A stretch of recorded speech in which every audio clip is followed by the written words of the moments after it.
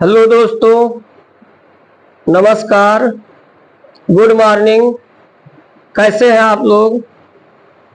उम्मीद करते हैं कि आप लोग अच्छे होंगे, मस्त होंगे और हमारे वीडियो को लगातार देख रहे होंगे।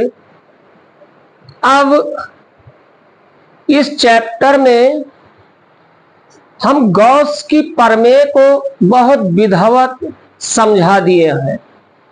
अब आज से हम गॉस की प्रमेय का अनुप्रयोग स्टार्ट कर रहे हैं, जो हर कंपटीशन एग्जाम में, एकेडमिक एग्जाम में बहुत बहुत इम्पोर्टेंट है। अगर अच्छे से समझेंगे तो ये वादा करते हैं कि इससे सरल और आसान भाषा में और कहीं नहीं समझ पाएंगे। तो चलते हैं आज गॉस प्रमेय के अनुप्रयोग की ओर। तो देखिए,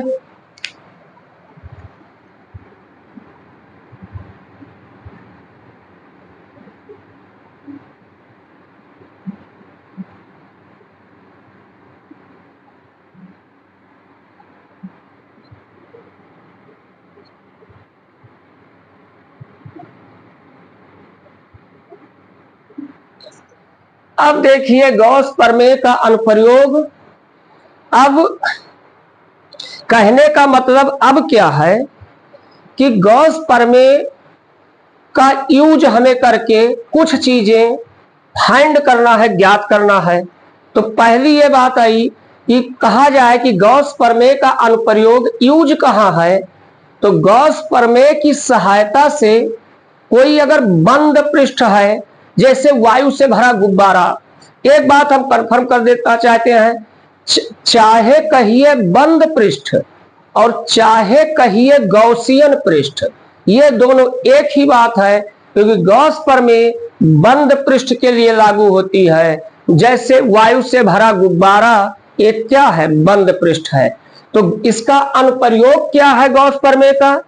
तो इसका मतलब यही है। एक बात बच्चों जानते रहिए, कोई पूछे कि इसका अनुप्रयोग कहाँ है, क्या करने के लिए, तो गॉस की प्रमेय की सहायता से हम वैद्युत क्षेत्र की तीव्रता ज्ञात करते हैं। तो इसका यूज, हाँ, अब ये कई प्रकार, तो इसका यूज है, क्या यूज है? इसकी सहायता से, इसकी सहायता से वैद्युत क्षेत्र की तीव्रता ज्ञात करते हैं। तो पहली बात यही हुआ कि इसका अनुप्रयोग क्या है। तो अनुप्रयोग क्या है? इसकी सहायता से वैद्युत क्षेत्र की तीव्रता हम ज्ञात करते हैं। अब इतनी बात कंफर्म हो गई। अब बात को यह है कि जैसे इसकी सहायता से हम वैद्युत क्षेत्र की तीव्रता ज्ञात करेंगे, लेकिन चालक जो होता है, जिसके जो आवेशित होता है, जिसके कारण वैद्युत क्षेत्र उत्पन्न होता है, चालक कई आकार के हो सकते हैं। अब चालक का आकार कहा जाए तो चालक के आकार पर पहले अच्छे से समझ लीजिए। भाई, वैद्युत क्षेत्र की तीव्रता हमें ज्ञात करनी है, तो फिर किसके लिए? कोई चालक तो होगा, उसी के चारों ओर तो वैद्युत क्षेत्र होगा। तो चालक का आकार अगर कहा जाए तो चालक का आकार खुद समझ सकते हैं। चालक का आकार भाई अगर कहा जाए तो क्या क्या हो सकता है? एक तो जैसे तार है, तार जिसकी लंबाई, भाई तार कोई है तो उसकी चौड़ाई तो बहुत कम होती है, लेकिन लंबाई बहुत ज्यादा होती है। तो एक किसी तार के आकार का, जैसे मैंने रॉड है, तार है, तो इस आकार का चालक हो सकता है। तो ये कहा जाए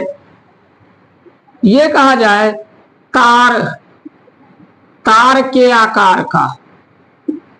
कहने का मतलब, एक तो हमें जो इसका अनुप्रयोग करना है, इसकी सहायता से क्या ज्ञात करना है? वैद्युत क्षेत्र की तीव्रता। अब वैद्युत क्षेत्र की तीव्रता हम चालक कोई होगा उसी के आसपास ज्ञात करेंगे। तो चालक के आकार कैसे हो सकते हैं? तार के आकार का हो सकता है, एक बात। दूसरी बात कहा जा सकता है कि वो आयताकार हो सकता है, आयताकार हो सकता है। जो चालक है वो कैसा हो सकता है? आयताकार हो सकता है। और अगर बात किया जाए तो वो गोलाकार हो सकता है, वो गोलाकार हो सकता है। अगर और बात किया जाए तो वो चालक घनाकार हो सकता है। कहने मतलब हो तो बहुत टाइप के सकते हैं, कि जो मेन बात है कहने का मतलब ये चालक का जो आकार है तो ये तार के जैसा हो सकता है, आयताकार हो सकता है, गोलाकार हो सकता है, घनाकार हो सकता है।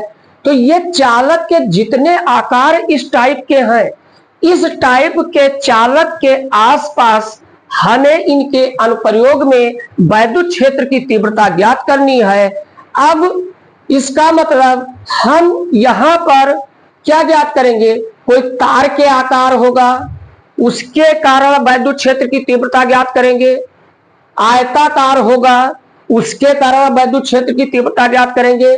गोलाकार होगा, उसके कारण वैद्युत क्षेत्र की तीव्रता ज्ञात करेंगे। तो कहने का मतलब ये तो जान गए कि भाई गॉस की प्रमेय यूज क्या है, वैद्युत क्षेत्र की तीव्रता ज्ञात करते हैं। कैसा चालक होना चाहिए? इस सब टाइप का चालक। तो ये इतनी बात समझ गए। अब हमारा उद्देश्य यही है कि गॉस की प्रमेय की सहायता से इन सब आकार के चालकों की वैद्युत क्षेत्र की तीव्रता ज्ञात करेंगे। अब वैद्युत क्षेत्र की तीव्रता गॉस प्रमेय की सहायता से ज्ञात करेंगे, ठीक है। इसमें इसको ज्ञात करने से पहले दो चीजें बहुत इंपॉर्टेंट है, वो भी जानना है। क्योंकि कई बार देखा गया है कि जब ज्यादातर देखते हैं कि प्रश्न में यही रहता है, गॉस प्रमेय को लिखिए, आगे कोई अनुप्रयोग डेरिवेशन दिया रहता है। लेकिन एक कई बार देखे हैं कि उसमें गॉस प्रमेय के जगह पर कुछ दूसरा दिया रहता है। तो दो बातें अच्छे से वो भी समझ लीजिए पहले, तब हम अनुप्रयोग स्टार्ट करेंगे। तो हम उम्मीद करते हैं कि स्क्रीनशॉट ले लीजिए इसको, इसके बाद हम नया चीज बताते हैं। अब देखिए, तो यहां पर इसको हम इरेज कर देते हैं। अब इसके बाद जो बहुत अहम बात है, दो चीज छोटी छोटी इसका अनुप्रयोग डेरिवेशन चलने से पहले ये भी जानना बहुत जरूरी है। देखिए, आवेश पहला नंबर, रेखीय आवेश, रेखीय आवेश घनत्व। अब ये जानना बहुत जरूरी है क्या होता है रेखीय आवेश घनत्व। ये कहीं जैसे कहने का मतलब कोई अनुप्रयोग आएगा तो आगे हो सकता है पूछे, और कई बार पूछा भी है कि रेखीय आवेश घनत्व से आप क्या समझते हैं। तो पहले हम इसको पढ़ा देते हैं, देख लीजिए रेखीय आवेश घनत्व क्या है। बहुत आसानी से समझिए। पहली चीज, हमारा कहना कुछ नहीं, अपने आप भी बना सकते हैं। रेखीय आवेश घनत्व को हम रेखीय आवेश घनत्व को लैम्डा से प्रदर्शित किया जाता है, एक बात ये जानते रहिए। तो रेखीय आवेश घनत्व को लैम्डा से प्रदर्शित किया जाता है, और ये इक्वल होता क्या है? Q अपान L। यहां पर L की क्या बात है? चूंकि रेखीय है, रेखीय का मतलब वही होता है कि जो लंबाई में ज्यादा हो, इसीलिए यहां पर क्या लिया जाता है? लंबाई लिया जाता है। तो लैम्डा बराबर क्या होता है? रेखीय आवेश घनत्व, रेखीय आवेश घनत्व लैम्डा बराबर क्या होता है? Q by L। अब ये अच्छे से जानना है तो इसकी परिभाषा हमें लिखना होगा एग्जाम में। तो परिभाषा देखिए कैसे लिखा जाएगा। भाई यहां पर अगर L जो लंबाई है तार की, उसको हम क्या कर दें? 1 मीटर।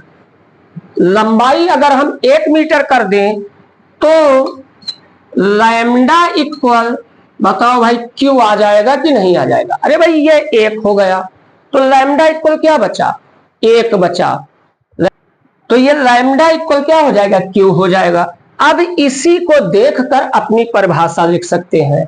क्या लिख सकते हैं? देखें, हम यही कहेंगे कि यदि देखें, यदि एल लंबाई के कोई तार पर, यदि एल लंबा, या ऐसा भी कह दे, यदि कोई आवेश Q, क्या कह दे, यदि कोई आवेश Q एल लंबाई के किसी तार पर एक समान रूप से वितरित हो।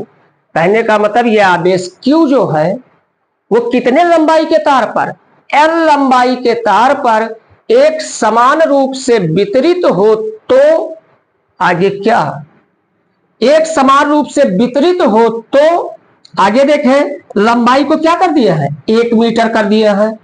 तो देखें, बस इतना कहना है कि यदि कोई आवेश Q एल लंबाई के किसी तार पर एक समान रूप से वितरित हो, तो देखें यहां पर बच्चों, एकांक लंबाई, लंबाई कितना कर दिया गया है, एकांक, तो एकांक लंबाई के तार पर वितरित आवेश, क्योंकि जब लंबाई 1 कर दिया गया तो केवल क्या बचा, Q बचा। तो एकांक लंबाई के तार पर वितरित आवेश को आवेश का रेखीय घनत्व क्या कहते हैं, लैम्डा कहते हैं। तो अपने आप बना सकते हैं कि एकांक लंबाई के किसी तार पर वितरित आवेश को ही आवेश का रेखीय घनत्व लैम्डा कहते हैं। तो यहां पर हम लिख देते हैं इसकी परिभाषा, यदि, इसकी परिभाषा लिख देते हैं, देखिए, यदि, अब यदि क्या, कोई आवेश, यदि कोई आवेश, क्या है आवेश, यदि कोई आवेश क्या है, Q, यदि कोई आवेश Q एल लंबाई के तार पर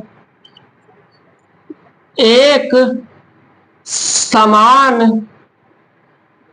रूप से क्या हो, एल लंबाई के तार पर आवेश Q क्या हो, एक समान रूप से डिस्ट्रीब्यूट हो, वितरित हो, रूप से वितरित वितरित हो, तो अब बच्चों क्या, तो क्या लंबाई 1 कर दीजिए, तो जो आवेश मिलेगा, लंबाई 1 कर दीजिए, जो आवेश मिलेगा वही आवेश का रेखीय घनत्व क्या है, लैम्डा है। तो एकांक, एकांक का मतलब 1, एकांक लंबाई पर, एकांक लंबाई पर वितरित आवेश को, वितरित आवेश को क्या कहते हैं, एकांक लंबाई के वितरित आवेश को आवेश का रेखीय घनत्व लैम्डा कहते हैं। बच्चों उम्मीद करते हैं अच्छे से समझ गए होंगे ये परिभाषा। अब आगे यही कहेंगे, अर्थात, अर्थात रेखीय आवेश घनत्व लैम्डा इक्वल क्या हो जाएगा, Q बाई L हो जाएगा। तो इसको यहां पर हटा भी सकते हैं, कोई जरूरत नहीं है, तो परिभाषा लिखने के लिए समझाए थे, इसको डिब्बे में बंद कर दीजिए। हाँ, मात्रक जरूर लिखिए, बार बार बताते हैं, आवेश का हो जाएगा कूलाम अपान मीटर।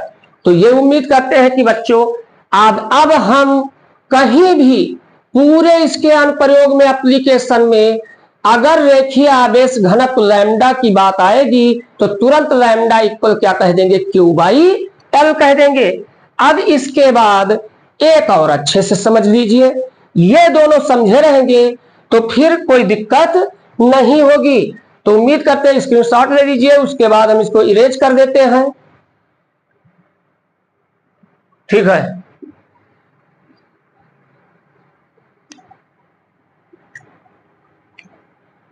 देखेंगे क्या था भाई, ये जो था ये कैसा चालक था उसके लिए, जो तार के लंबाई, मतलब लंबाई जिसका ज्यादा था।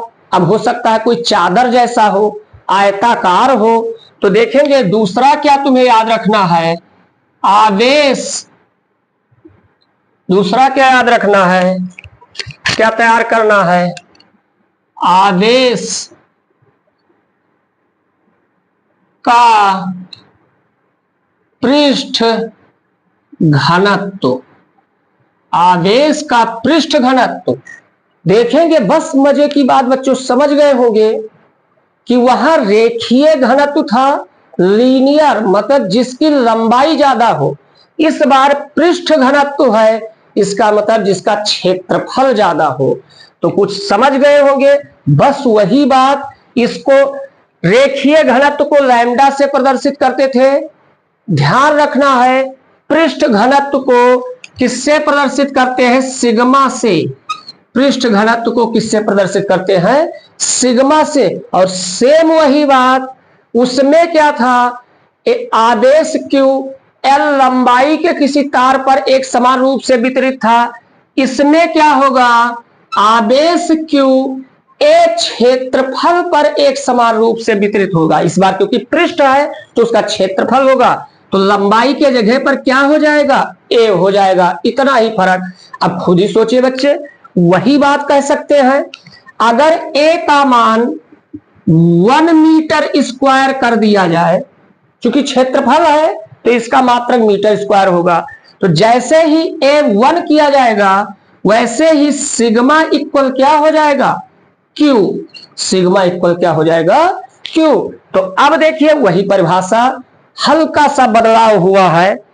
सिग्मा इक्वल क्या होगा, देखिए अब हम क्या कहेंगे, यदि कोई आवेश Q, सेम वही बात, यदि कोई आवेश Q ए क्षेत्रफल के पृष्ठ पर, ए क्षेत्रफल के पृष्ठ पर एक समान रूप से वितरित हो, तो क्या हुआ, तो एकांक क्षेत्रफल पर, मतलब क्षेत्रफल कितना कर दिया गया, एक, तो एकांक क्षेत्रफल पर वितरित आवेश की मात्रा को आवेश का पृष्ठ घनत्व क्या कहते हैं, सिग्मा कहते हैं। बच्चों उम्मीद करते हैं समझे होंगे। अब इसकी डेफिनेशन जो उसमें थी, यदि कोई आवेश Q, बिल्कुल सही, यदि कोई आवेश Q, इसमें क्या था, L लंबाई, बस यहीं पे बदलाव आ गया, लंबाई के बजाय ए क्षेत्रफल, ए क्षेत्रफल, लंबाई के जगह क्या होगा, ए क्षेत्रफल। ए क्षेत्रफल के अब तार के बजाय क्या कह देंगे, पृष्ठ पर। ए क्षेत्रफल के पृष्ठ पर क्या एक समान रूप से वितरित हो, तो वही बात है, एकांक, लंबाई नहीं, एकांक क्षेत्रफल पर वितरित आवेश को आवेश का पृष्ठ घनत्व क्या कहते हैं, सिग्मा कहते हैं। उम्मीद किए कि ये बात वही सेम, जहां उसमें लंबाई था वहां इसमें क्षेत्रफल कर देना है। बस इतना फर्क, यहां तक परिभाषा समझ गए। अर्थात के बाद यही कहेंगे, पृष्ठ घनत्व, पृष्ठ घनत्व सिग्मा इक्वल क्या, Q बाई ए। इसका मात्रक, उसमें ध्यान होगा जब Q बाई L था तो मात्रक क्या हो गया था, कूलाम प्रति, उसमें हो गया था मीटर क्योंकि लंबाई था, इसमें क्या हो जाएगा, प्रति मीटर स्क्वायर। तो बच्चों ये उम्मीद करते हैं कि ये दो बात समझ गए होंगे। रेखीय आवेश घनत्व lambda equal Q by L, पृष्ठीय आवेश घनत्व सिग्मा इक्वल Q बाई ए। ये दो बात तुम्हें अनुप्रयोग जानने से पहले याद रखना है।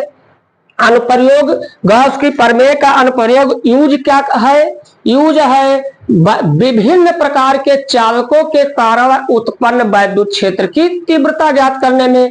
तो अब यहां तक समझे होंगे। अब इसके बाद कुछ और हल्का सा बता देते हैं अनुप्रयोग जानने से पहले, तो वो भी देख लीजिए, आप स्क्रीनशॉट ले सकते हैं।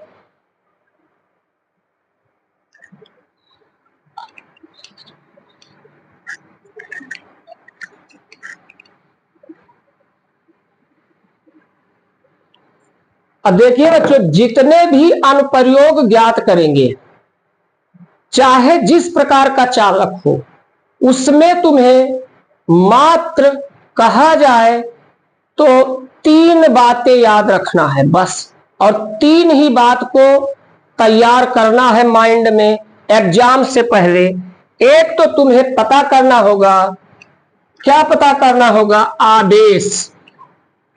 ये बस 3 बात याद रखिए, पूरा नहीं याद रखना, 3 बात तुम्हें जानना होगा अनुप्रयोग में।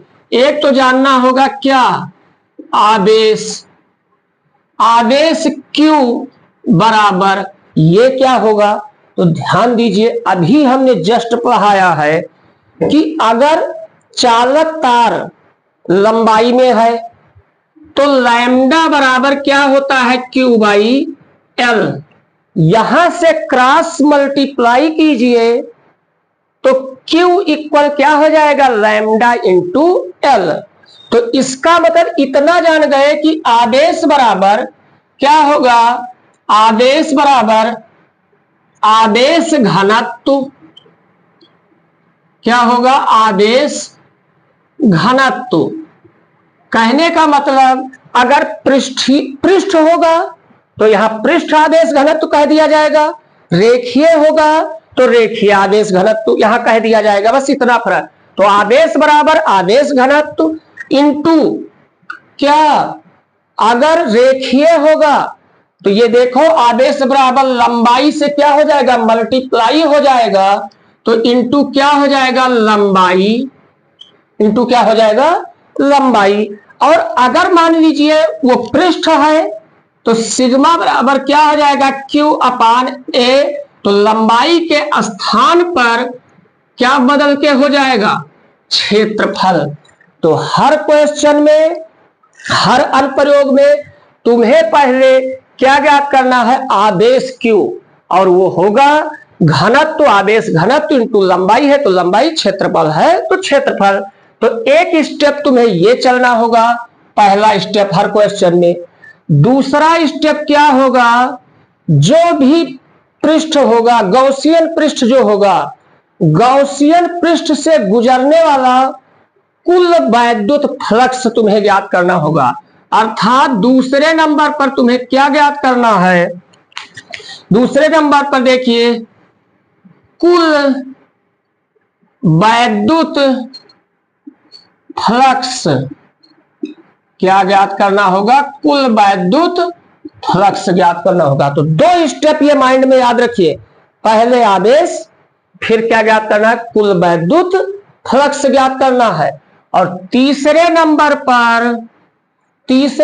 पर तुम्हें क्या ज्ञात करना है? वैद्युत क्षेत्र की तीव्रता।